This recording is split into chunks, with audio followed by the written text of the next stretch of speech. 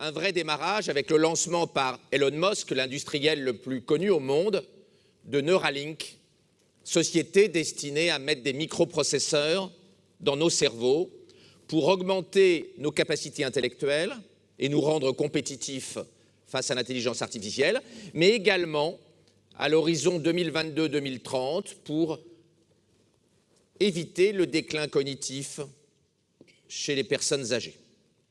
On voit que si Elon Musk réussissait son pari, on pourrait avoir un vrai changement dans la gestion de la dépendance. S'il était avéré que l'on puisse, par des neurotechnologies, modifier, ralentir le déclin cognitif, ce serait une révolution industrielle dans votre économie. Vous êtes des industriels du neurone. Vous êtes l'industrie du neurone. Votre métier est de ralentir la destruction des neurones, de ralentir le déclin cognitif, d'essayer de maintenir la plasticité cérébrale lorsque nous sommes fragiles et âgés. Vous vous rattachez en réalité à la nouvelle industrie de l'intelligence, à l'industrie des intelligences, puisque vous le savez bien, il n'est pas possible de séparer l'intelligence artificielle de l'intelligence biologique. En réalité, votre industrie est un morceau de cette gigantesque industrie de l'intelligence qui est la première industrie du XXIe siècle. Quand on est en phase de bouleversement technologique très fort, il est difficile de prédire. On peut faire des scénarios, on peut voir des tendances, mais on se trompe souvent. J'en ai d'ailleurs fait ma tribune dans l'Express la semaine dernière, qui s'intitulait « Les futurologues vont dire de plus en plus de conneries », et le rédacteur en chef m'a appelé en disant « L'Express ne peut quand même pas intituler un article « Conneries », j'ai changé ton papier et j'ai mis ânerie à la place de conneries ». Mais ça ne change rien au fait que, dans l'économie dans laquelle nous sommes, l'explosion technologique, et notamment l'explosion de l'intelligence artificielle, va rendre très difficile la prédiction du futur. On ne sait pas très bien ce que font les Chinois en matière d'intelligence artificielle. On a par moments des choses tout à fait imprévues qui arrivent. Il va être difficile de prévoir le futur que nous crée l'intelligence artificielle, et pourtant, c'est quelque chose d'essentiel. Dans le passé, on s'est déjà beaucoup trompé. Le Times, en 1894, il y avait déjà des écologistes et des Khmers verts expliquaient que Londres allait mourir sous plusieurs mètres de crottin de cheval en 1930. Comme vous savez, en 1930, il n'y avait plus de crottin de cheval à Londres.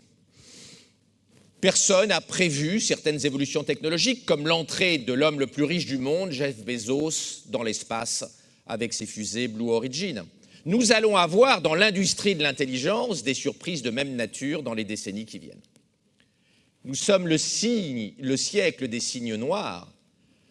La technologie génère énormément d'imprévus.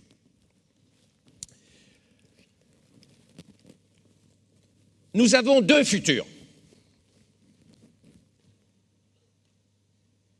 Celui dont on parle dans la presse pour les geeks, notre futur technologique. Nous allons devenir Homo Deus, nous allons devenir un homme démiurge, nous allons devenir tout-puissants grâce à la technologie. C'est la guerre des intelligences. Un monde de compétition entre le neurone et le transistor, entre l'intelligence biologique et l'intelligence artificielle. Un monde hyper-technologique, aseptisé, beau, sans drame, une utopie technologique. Mais en même temps, on a un deuxième futur, caché, tabou, notre futur individuel, qui est votre métier, le déclin cognitif, l'Alzheimer, la dépendance. Le futur qu'on montre dans les journaux, l'intelligence artificielle toute puissante, notre vrai destin, finir gâteux.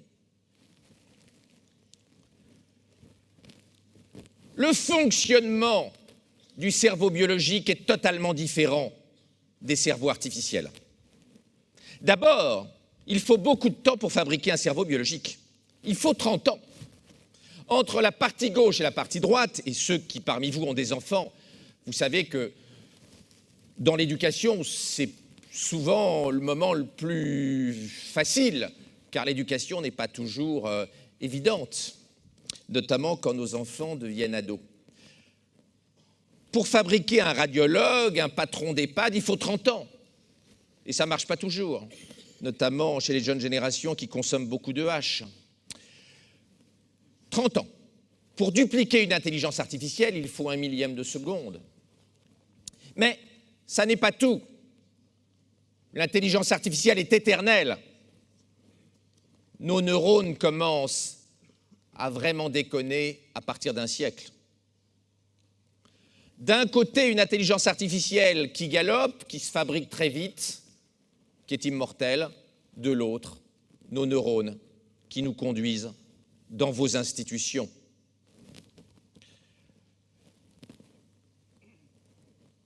La toute-puissance que l'homme pense acquérir grâce à l'intelligence artificielle, face à la réalité du destin individuel de nos cerveaux, qui est de décliner puis de mourir, est un choc philosophique d'une incroyable violence. L'homme se croit tout-puissant alors qu'il est encore extraordinairement fragile. C'est une leçon. Vous savez bien qu'on a abandonné Némésis, la sagesse grecque, pour l'hubris, la volonté d'être tout-puissant grâce à l'intelligence artificielle. Et votre industrie nous rappelle la réalité. Et ce décalage énorme entre le monde de l'intelligence artificielle et le destin de nos cerveaux biologiques. Votre industrie, c'est la lenteur, la faiblesse, la recherche de la dignité malgré tout, le soin, l'abandon, la bienveillance, la confiance, l'acceptation de la régression, en opposition totale avec la folie technologique qui est celle du monde de l'intelligence artificielle. Vouloir maintenir un peu de dignité chez nous quand nous sommes âgés, chez nos aînés, est bien sûr essentiel, mais c'est quelque chose que l'on a oublié tant les gens sont dans un déni total de leur future faiblesse et dans une certitude que l'homme-dieu doté de l'intelligence artificielle a déjà gagné la partie.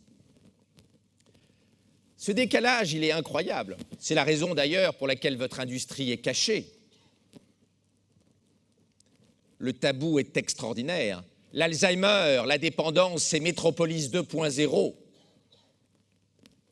Nous refusons de voir ce qui gâche notre fantasme de toute puissance lié à l'intelligence artificielle.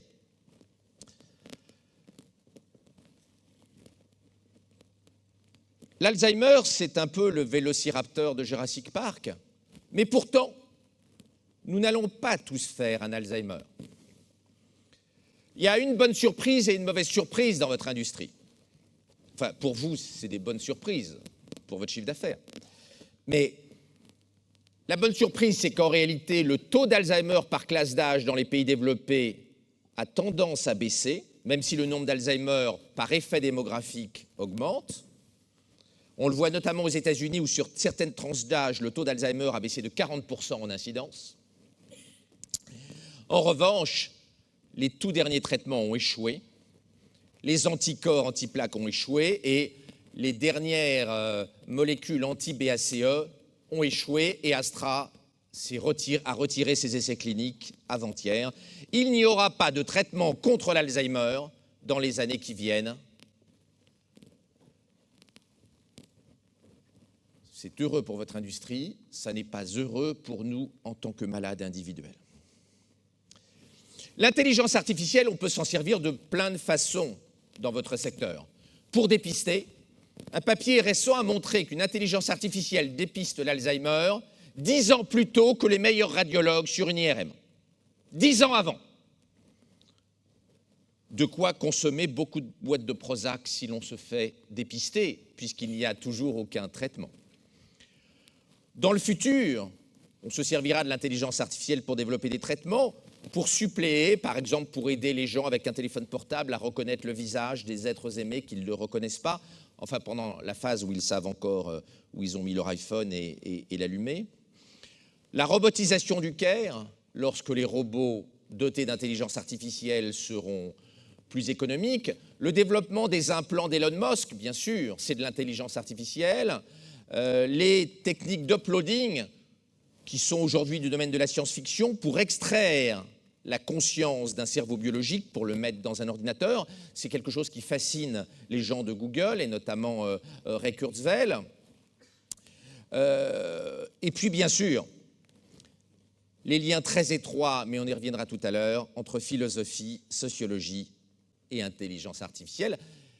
La vision que nous avons de la technologie va changer la vision que nous avons de la dépendance. L'intelligence artificielle, ça n'existe pas.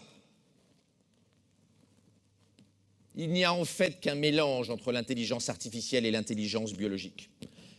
L'intelligence artificielle, qui est un mélange d'intelligence artificielle et d'intelligence biologique, c'est un fluide, source de tous les pouvoirs au XXIe siècle, qui circule à la vitesse de la lumière, ubiquitaire, instantanément mise à jour, avec une production centralisée. Plein de gens prétendent faire de l'intelligence artificielle, mais en réalité, il n'y a que 10 entreprises sur Terre qui font vraiment de l'intelligence artificielle. Les autres en consomment ou en transforment, mais ils n'en font pas. Les seuls producteurs d'intelligence artificielle sur Terre, c'est les GAFAMI, Google, Apple, Facebook, Amazon, Microsoft, IBM, et les BATX, Baidu, Alibaba, Tencent, Xiaomi. C'est un univers profondément oligopolistique parce que pour produire une intelligence artificielle, il faut beaucoup de données. C'est la raison pour laquelle l'Europe n'a aucun producteur d'intelligence artificielle, car les règlements européens castrent les industriels européens de la donnée et donnent un Reich numérique de 20 à 30 ans aux géants chinois et aux géants américains qui, eux, peuvent collecter les montagnes de données nécessaires pour éduquer les intelligences artificielles. C'est un duopole américano-chinois. L'Europe a réussi à tuer l'industrie européenne de l'intelligence artificielle. Nous allons le payer, nos enfants vont le payer pendant quelques décennies, et Bruxelles n'a toujours pas bien compris. Et puis l'intelligence artificielle a une caractéristique politique majeure. C'est que pour faire tourner l'intelligence artificielle, il faut les meilleurs cerveaux du monde, ce qui est source de grandes inégalités.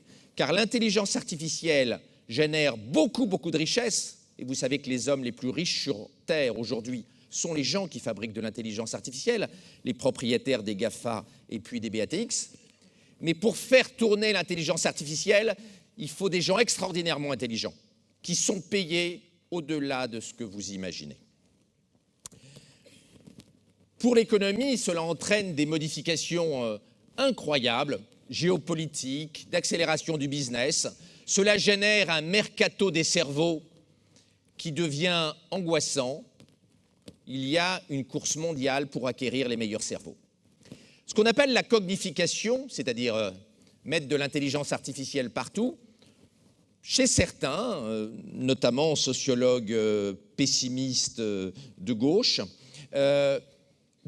est censé nous conduire à de nouvelles révoltes technologiques, comme ce qu'on a connu avec les Luddites dans les années 1800.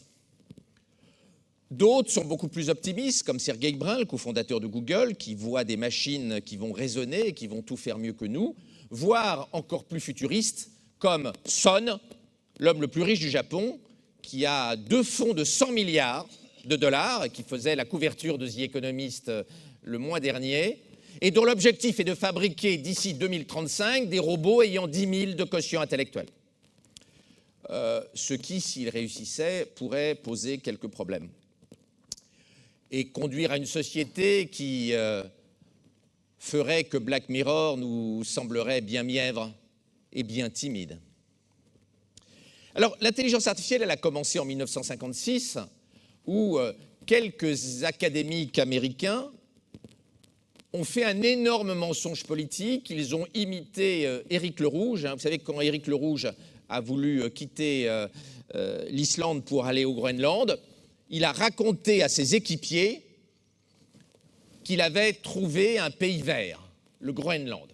Le Groenland n'était pas plus vert il y a 1000 ans qu'aujourd'hui, il était déjà tout blanc. Et ses équipiers l'ont cru et sont allés vers ce Groenland, ce pays vert, où tout le monde est mort. Les 200 équipiers d'Éric le Rouge sont morts au Groenland. Ils ont fait un mensonge politique de même nature, ils cherchaient du pognon, et ils ont cherché un nom qui allait faire plaisir aux politiques, au ministère de la Recherche, et donc ils ont appelé l'intelligence artificielle. L'intelligence artificielle, c'est du branding politique. La réalité, c'est que l'intelligence artificielle, elle est con comme une bite, elle ne fait que du statistical learning, elle n'a pas de conscience artificielle, elle fait plein de choses mieux que nous, mais sans l'ombre d'une intelligence. Aujourd'hui, et sans doute encore pour assez longtemps. Mais à partir de 2012, toute conne qu'elle est, l'intelligence artificielle s'est mise à, grâce à de nouveaux processeurs, de nouvelles technologies et de nouvelles architectures informatiques, software et hardware, s'est mise à faire beaucoup de choses mieux que nous et beaucoup mieux que l'informatique traditionnelle, avec le développement de ce qu'on appelle le machine learning et le deep learning. Derrière, certains imaginent un monde où l'intelligence artificielle pourrait avoir une conscience artificielle, comme dans les films de science-fiction, comme dans Ex Machina, mais on est dans la science-fiction, on n'est pas dans la réalité. La réalité que vous allez rencontrer dans les 20 prochaines années, vous allez être bercé dans un bain d'intelligence artificielle, mais je le répète, elle va rester très conne, sans une once d'intelligence au sens humain du terme. L'intelligence artificielle va opérer mieux que les chirurgiens, va conduire les avions mieux que les pilotes, va conduire les bagnoles mieux que les meilleurs pilotes automobiles, va dépister le cancer mieux que les docteurs, mais elle va rester sans aucune intelligence humaine, sans aucune conscience artificielle. Cette bêtise de l'intelligence artificielle, c'est d'ailleurs ce qui en fait son caractère révolutionnaire. Comme l'intelligence artificielle est très conne, elle a besoin d'énormément de data pour être éduquée, ce qu'on disait tout à l'heure, ce qui donne un immense avantage aux géants du numérique, chinois et californiens, et ce qui explique pourquoi ils rendent nos enfants addicts.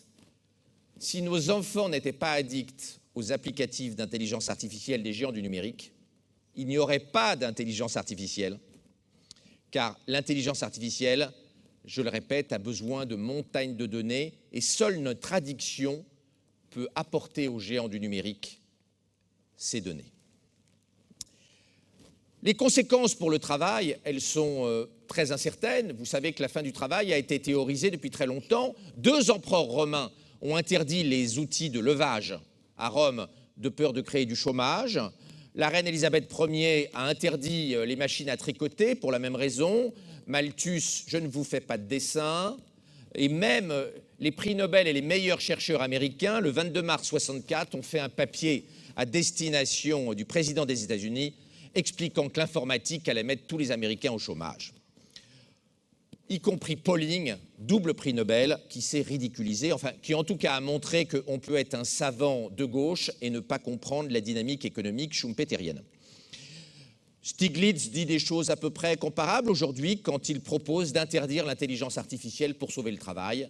En réalité, jusqu'à présent, au moins jusqu'à présent, la technologie n'a jamais supprimé le travail. D'ailleurs, le paradoxe, c'est que l'intelligence artificielle nous a tous donné un nouveau métier en 10 ans. On a aujourd'hui 2 métiers. Le premier métier, c'est le métier pour lequel on est payé. Directeur d'EHPAD, manager, cadre chez Airbus. Puis on a un deuxième métier. 5 heures par jour, on éduque l'intelligence artificielle des géants du numérique gratuitement quand on se sert de nos téléphones portables. On ne s'en rend pas compte. Il y a même un travail des enfants, puisque nos enfants participent de ce travail gratuit. On a réintroduit le travail des enfants à l'ère de l'intelligence artificielle.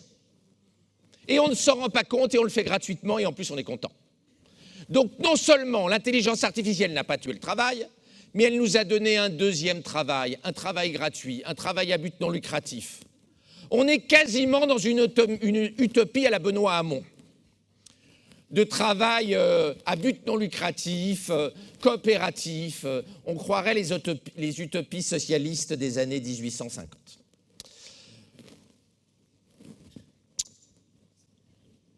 Le grand spécialiste du deep learning, pour revenir à notre secteur, Hinton a récemment dit qu'il faut arrêter de former des docteurs, des radiologues, parce que l'intelligence artificielle va faire mieux que les docteurs. En réalité, c'est une vision à très court terme. L'intelligence artificielle ne va pas supprimer le travail, elle va le modifier, et les médecins, comme les managers, vont profondément changer la façon dont ils travaillent au contact de l'intelligence artificielle. Une chose est sûre, et là, c'est vrai que ça pose un problème politique, c'est qu'à l'ère de l'intelligence artificielle, on a besoin de beaucoup de capital, on a besoin d'intelligence artificielle, bien sûr, et on a besoin de travail très qualifié. Il n'est pas certain que dans le futur, on ait besoin d'autant de travail non qualifié qu'aujourd'hui. Notamment si les robots, comme les robots de Boston Dynamics, qui coûtent aujourd'hui encore très cher, demain ne valent plus que quelques dizaines de milliers de dollars. Alors, je ne dis pas qu'on va changer les couches de vos patients demain matin avec des robots, mais dans l'hypothèse où les robots seraient peu chers à partir de 2030-2035, on pourrait avoir des modifications radicales dans le besoin en travail non qualifié dans l'ensemble des secteurs et pas uniquement dans votre industrie. Je ne vais pas insister sur les modifications prévisibles de l'organisation du travail très qualifié, du travail moyennement qualifié et du travail peu qualifié, mais on pourra peut-être y revenir dans la discussion tout à l'heure. On estime que le principal problème qu'on va avoir en termes de travail, c'est le manque de travailleurs ultra qualifiés. Je ne parle pas de Bac+2, je parle davantage de X-Harvard ou de Caltech Normal Sup, et on pense qu'on manquera de 85 millions d'emplois ultra qualifiés entre 2035 et 2040. Vous voyez qu'il y a beaucoup d'imprévisibilité, beaucoup d'incertitudes sur les conséquences sur l'organisation du business et sur le travail à cause de l'intelligence artificielle. Si on raisonne très grossièrement, on a finalement 4 évolutions possibles pour notre société. En bas à gauche, l'intelligence artificielle ne se développe pas autant que la Silicon Valley nous le raconte, et l'intelligence biologique ne se développe pas. C'est un pétard mouillé, un petit peu comme le programme Apollo, derrière lequel il n'y a pas eu la colonisation de Mars que tout le monde imaginait en 1970. L'intelligence artificielle et biologique, finalement, ne se développe pas beaucoup. En bas à droite, vous avez un développement très fort de l'intelligence artificielle, mais l'intelligence biologique ne suit pas. C'est Matrix, en passant par la case revenu universel. Vous avez en haut et à gauche le scénario Star Trek. L'intelligence biologique se développe, mais l'intelligence artificielle patine. On se retrouve dans Star Trek. Vous avez tous vu que dans Star Trek, il n'y a pas d'intelligence artificielle. Ils sont très malins, mais ils conduisent les vaisseaux spatiaux comme si c'était des semi-remorques. Et puis, vous avez le scénario noosphérique, complètement dystopique, où l'intelligence artificielle et biologique se développent. Et personnellement, c'est un scénario qui me fait cauchemarder. Très rapidement, les conséquences sociales et économiques de l'intelligence artificielle au niveau des individus, au niveau des entreprises, au niveau des pays et puis au niveau de l'humanité tout entière. Au niveau des individus, l'intelligence artificielle rend le monde complexe, plus complexe. Au niveau des entreprises, ça le rend plus imprévisible. Au niveau des nations, ça va le rendre plus inégalitaire, au moins dans une première étape. Puis au niveau de l'humanité, ça rend le monde vertigineux. Au niveau des individus, même le patron de Google, dans le Guardian récemment, a dit « Je ne suis pas sûr que les êtres humains soient heureux de la vitesse à laquelle galope l'intelligence artificielle. » Le patron de Google. Il est clair que quand on est en pré-Alzheimer, le monde de 1750 est plus simple que le monde de 2020. Il est plus simple de rester dans la ferme, jadis avant la technologie, que dans le futur. Il est d'ailleurs plus simple de prendre un taxi quand on est en pré-Alzheimer que de prendre un Uber. Héler un taxi ou d'aller à la station de taxi est plus simple que de manager l'apps sur le dernier iPhone. Il est à craindre que la complexité de la société créée par l'intelligence artificielle, même si l'intelligence artificielle peut suppléer et aider les patients, n'aggrave leur perplexité en rendant le monde plus complexe, en rendant le monde trop complexe pour des gens en déclin cognitif. Au niveau des entreprises, on a une augmentation de l'imprévisibilité. L'économie de plateforme, avec ses technologies démiurgiques, exponentielles, son intelligence artificielle gratuite, conduit à une économie différente de celle qui avait été théorisée à Harvard par Michael Porter, le grand théoricien de la stratégie dans les années 80. C'est un monde nouveau dans lequel tout le monde est dans le brouillard, pas seulement vous. Il est significatif d'ailleurs que le fondateur de Google, à Davos, s'est dit que le rythme de l'intelligence artificielle avait même surpris les gens de Google. Si les gens de Google ne voient pas arriver les chocs technologiques, il est tout à fait excusable que vous ne les voyez pas arriver, alors que ce n'est pas votre métier de gérer l'intelligence artificielle. On a une augmentation de ce que les financiers appellent le bêta, c'est-à-dire le risque. On voit bien qu'à l'ère de l'intelligence artificielle, il y a plein de Kodak sur pattes, il y a plein de secteurs industriels qui vont souffrir de l'arrivée de l'intelligence artificielle. On a vu à quelle vitesse Nokia est tombé dans les poubelles de l'histoire. On a vu à quelle vitesse TF1, première chaîne de télévision européenne, a été zigouillée, émasculée par Netflix. Netflix vaut 75 fois plus que la première chaîne de télévision européenne. 152 milliards contre 2 milliards. Ce transfert de richesse des industries traditionnelles vers les industriels de l'intelligence artificielle est quelque chose de spectaculaire. Il faut donc faire de la veille technologique. Bien sûr, à court terme, l'intelligence artificielle ne va pas vous piquer le business, mais qui sait, dans quelques années, est-il possible que vous soyez les sanatoriums de 2040 ? J'ai vécu, je suis plus âgé que la plupart des gens ici, j'ai vécu la fin des sanatoriums quand les traitements antituberculeux sont arrivés. Ça a été un choc immense. Comme vous savez, on a reconverti les sanatoriums en centres de repos pour alcooliques, notamment dans les Alpes, mais ça a été un changement de business model assez laborieux.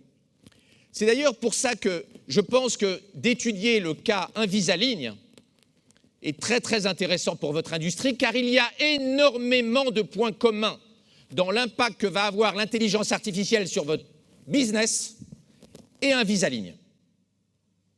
Et moi, si j'étais dans la dépendance, j'étudierais de très près l'affaire Invisalign. Au niveau de la nation, le problème qu'on va avoir, c'est l'inégalité. L'Europe s'est fait doubler.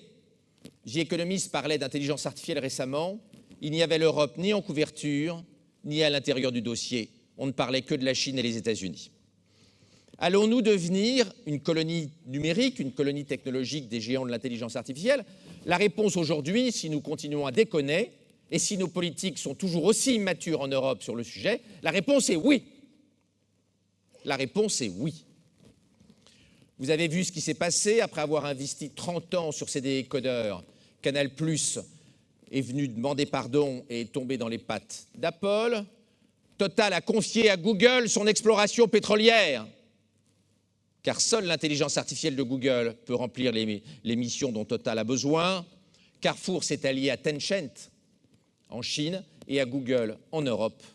Notre vassalisation technologique ne cesse de croître et les GAFA commencent à s'intéresser à votre industrie. Google a créé une société pour faire reculer la mort, Calico, et a plein d'entreprises dans votre champ d'activité. Mark Zuckerberg s'est engagé avec sa fortune à éradiquer la totalité des maladies humaines d'ici 2099, y compris l'Alzheimer. Je ne dis pas qu'il y réussira, mais en tout cas, c'est à surveiller. Apple et Amazon, au travers de leur joint venture et du projet 1492, sont rentrés récemment dans la santé. Et Google, ce que j'avais décrit il y a quelques années dans La mort de la mort, s'est fixé comme objectif de nous rendre immortels, mais pas immortels et alzheimeriens, immortels et non alzheimeriens. Dans le Game of Thrones de l'intelligence artificielle, il peut y avoir des coûts pour votre industrie, pas à court terme, mais l'influence sur la segmentation stratégique des technologies d'intelligence artificielle doit être surveillée. Là, je ne vais pas être politiquement correct et je m'en excuse devant nos amis politiques de gauche qui sont dans la salle. On a un problème, c'est qu'on a lancé l'industrialisation de l'intelligence artificielle sans démocratiser l'intelligence biologique. Et que de remplacer les travailleurs par des automates intelligents sans avoir upgradé le niveau des gens peut conduire à une société inégalitaire. Ce d'autant que dans une économie de l'intelligence artificielle, plus on est malin, plus on gagne de pognon, plus on est malin, plus on apprend vite, et la formation professionnelle marche extrêmement mal, comme les Américains sont en train de le découvrir. Derrière le discours bienveillant, on va former les gens, on va former les gens, on va faire monter en gamme les gens, on se rend compte en réalité que la formation continue des adultes est extrêmement peu efficace, ce que montre très très bien le rapport qui a été fait aux États-Unis, le Mirage, qui est démoralisant et dont la conclusion est que la formation professionnelle des adultes n'a aucun impact sur le niveau des travailleurs. Cette économie très particulière, où il y a une prime aux meilleurs, conduit à une concentration des richesses, des entreprises, des cerveaux, des meilleures universités. C'est la métropolisation qui aboutit, en matière d'intelligence artificielle, à des situations qui sont intenables. Les très bons spécialistes de l'intelligence artificielle gagnent maintenant plusieurs millions de dollars par mois, pas par an, par mois. Notamment chez Google, ce qui fait 1000 fois le SMIC. Et vous savez que dans votre industrie, beaucoup de gens ne sont pas très éloignés du SMIC. L'économie de l'intelligence artificielle est par définition une économie extrêmement inégalitaire et nous n'avons pas aujourd'hui la technologie pour réduire ces inégalités parce que nous n'avons pas de technologie éducative capable aujourd'hui de réduire significativement les inégalités cognitives. Nous sommes en train de reproduire le schéma de Venise il y a 1000 ans, quand quelques villes concentraient toute la richesse. Et au XIe siècle, il y avait un écart de revenus de 1 à 100 entre Venise et les millions de personnes qui étaient autour de Venise. C'est l'une des causes de la montée des populismes en Amérique du Nord et en Europe, et on voit se développer dans certains pays européens, mais surtout aux États-Unis, un courant intellectuel incroyable qui propose de revenir au régime électoral censitaire, c'est-à-dire de réserver le droit de vote aux élites, avec un argument qui laisse pantois et qui est la société de l'intelligence artificielle est trop compliquée pour le peuple, il faut lui retirer le droit de vote. Ce n'est pas du tout ma vision du monde, c'est simplement, je me fais juste l'écho de ce courant intellectuel ultra-conservateur qui est en train d'émerger et qui est bien plus conservateur que peut l'être Trump. Ce monde pourrait déboucher sur le retour de la violence. Ne l'oublions pas, il y a 40 ans, le patron des patrons allemands était assassiné, le Premier ministre italien était assassiné, le patron de Renault, Georges Besse, était assassiné. Ces énormes inégalités, un rapport de 1 à 1000 entre un bon développeur informatique et les gens qui travaillent dans vos maisons n'est pas sustainable d'un point de vue moral, philosophique et politique. Dernier point, un peu de philosophie si vous me permettez, je vais moins parler business et plus philosophie. La technologie va être très troublante. Homo Deus, pour reprendre l'expression d'Harari, est en rodage. Nous ne savons pas comment gérer, organiser, gouverner, réguler toutes ces technologies, qu'il s'agisse des neurotechnologies, des implants intracérébraux de Mosc, de la sélection embryonnaire, des thérapies géniques, de l'intelligence artificielle. Vous avez vu que le président de la République a reçu Harari, qui lui a donné, dédicacé Homo Deus. En matière d'Alzheimer, les technologies NBIC vont décevoir, puisque vous l'avez compris, les nanobiotechnologies ne vont pas guérir Alzheimer dans les années qui viennent, hélas. Mais le fantasme de destruction de toutes les limites que les Chinois et les Américains de la Silicon Valley ont, la mort de toutes les limites, avec la mort de la mort, la conquête du cosmos que développent Amazon et Elon Musk, la fusion de l'intelligence artificielle et de nos cerveaux, la sélection embryonnaire et toutes les technologies d'augmentation, l'enhancement, comme disent les Californiens, conduit à une explosion des fantasmes dont la presse américaine et anglo-saxonne, notamment The Economist, se fait régulièrement l'écho. Avec derrière des peurs et des pompiers pyromanes comme Elon Musk, qui à la fois développe l'intelligence artificielle et explique que si nous ne voulons pas finir comme des animaux domestiques face à l'intelligence artificielle, il est urgent d'hybrider nos cerveaux avec des puces électroniques. Ça tombe bien, il a créé la première entreprise mondiale destinée à fabriquer des composants électroniques, Neuralink, dont on parlait tout à l'heure, pour augmenter nos cerveaux et nous rendre compétitifs face à l'intelligence artificielle. Nous sommes bien dans le syndrome du pompier pyromane. Derrière ce développement de l'intelligence artificielle, il y a donc une volonté d'industrialiser la fabrication de l'intelligence biologique chez Musk, mais aussi chez Google, avec une vision chez Google qu'on va là aussi mettre des interfaces entre nos neurones et des composants électroniques entre 2030 et 2040. Et puis ne l'oublions pas, en Chine, les pulsions eugénistes sont extrêmement fortes, avec 50% des jeunes Chinois qui souhaitent utiliser les technologies génétiques pour augmenter le quotient intellectuel de leur enfant. Je reviens de faire la tournée des facs américaines avec mes enfants. La volonté des Chinois de prendre le leadership technologique mondial et de faire les meilleures études à leurs enfants est un truc fascinant. Vous avez les Chinois qui font la queue à Harvard, au MIT, partout. C'est un truc qui est extrêmement troublant. Nous qui sommes des petits bourgeois repus, tranquilles, sociodémocrates, soft, nous ne nous rendons pas compte à quel point nous sommes en décalage avec les gens qui souhaitent gagner la guerre des intelligences. Il va falloir inventer une nouvelle sagesse. Réguler Homo Deus ne sera pas simple. Gérer le décalage fou dont on parlait tout à l'heure entre notre destin de futurs dépendants et nos fantasmes de toute puissance est compliqué. Il va falloir enrichir la philosophie grecque.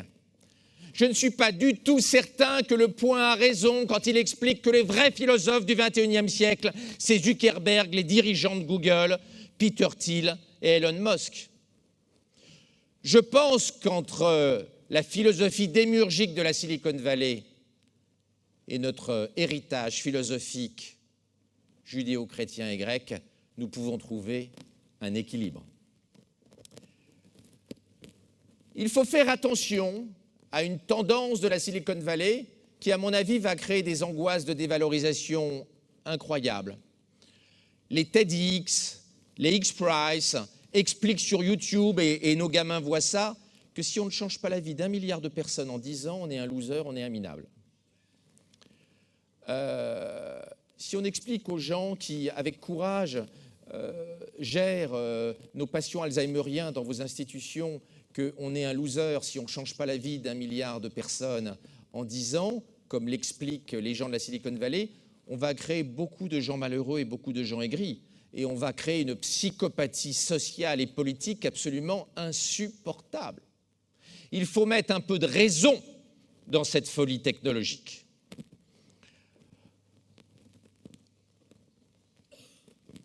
Au moment où nous vieillissons et où nous nous rapprochons de ce que Romain Gary, à la veille de son suicide, avait écrit dans « Au-delà de cette limite, votre ticket n'est plus valable »,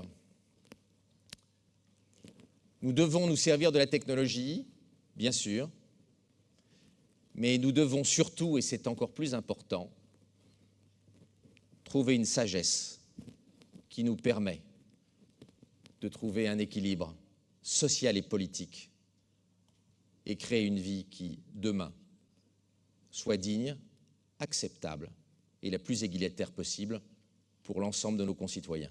Je vous remercie.